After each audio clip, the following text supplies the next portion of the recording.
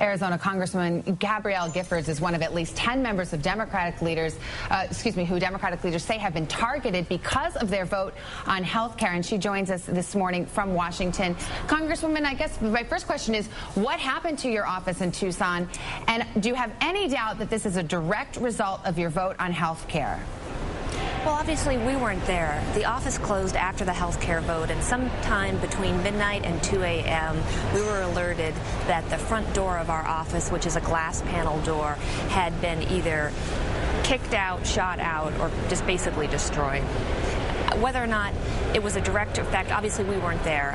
The police are investigating, there are federal authorities investigating, but obviously the coincidence of this happening is, it's fairly likely, but obviously we don't know at this point. Are you afraid? Are you fearful today?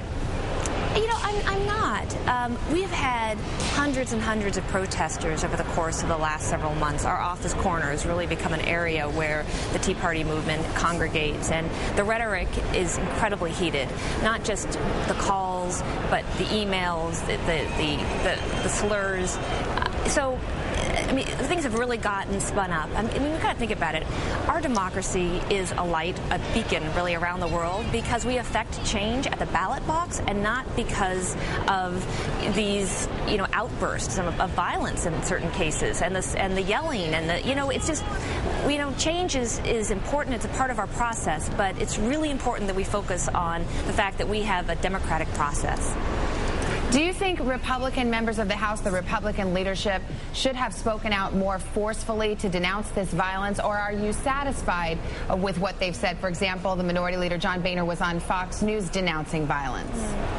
I think it's important for all leaders, not just leaders of the Republican Party or the Democratic Party. There's certainly a lot of independents out there that they might even not resonate towards, but community leaders, figures in our community to say, look, we can't stand for this.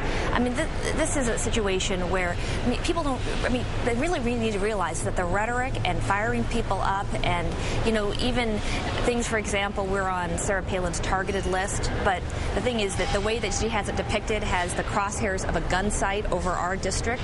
And when people do that, they've got to realize there's consequences to that action.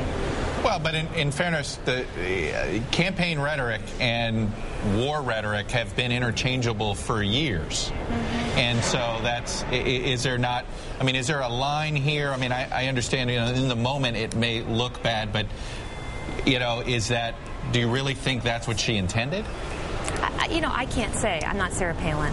But what I can say is that in the years that some of my colleagues have served, 20, 30 years, they've never seen it like this.